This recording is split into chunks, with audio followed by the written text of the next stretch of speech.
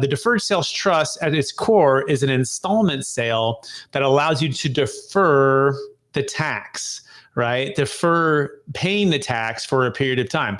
In fact, it's kind of like an IRA or a 401k. And we typically all know what those are, where you can put money into a retirement account and defer the tax until when? Until you receive payment.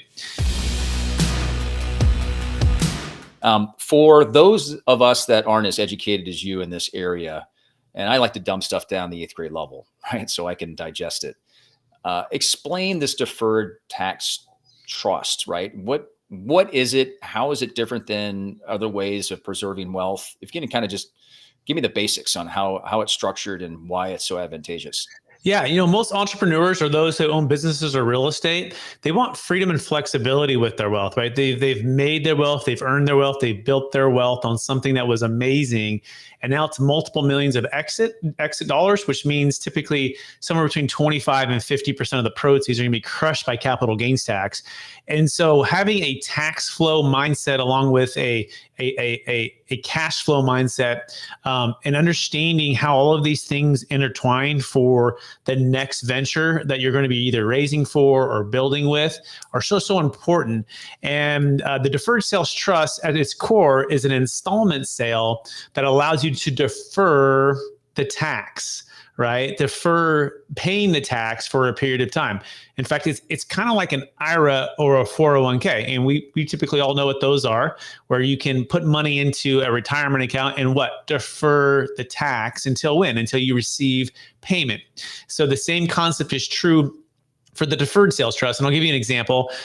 We just did a $8 million exit for a business owner in Colorado. And they had a zero basis. They were actually a C Corp, which is taxed at like one of the highest levels because it's very efficient up front typically, but gets crushed on the back end with double taxation. And so we were able to use the deferred sales trust to defer probably somewhere around 40 to 45% of the proceeds that would have been, that would have been exited to him. And for him and the family, it wasn't just retirement. It was being able to increase their cash flow, but also preserve their legacy with the wealth. You see, this business had been in the family for over 50 years. In fact, it was inherited, and then they ran it for another 25 plus years. And they looked at this as a way to honor their parents, right, who started the company, and essentially pass on the legacy of wealth to the future generations to do what? To start more companies. And this is the best part about this.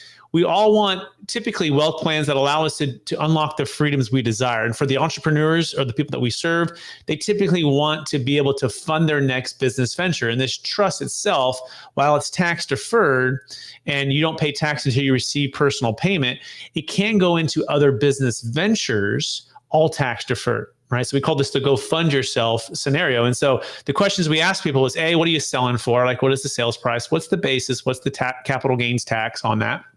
And then B, what do you want to do with the money? And 99% of the time they say, well, I just want to reinvest it. And I say, well, where? And they say, well, back into real estate, back into another business venture, or maybe diversify a little bit into the stock market or go into some cryptocurrency.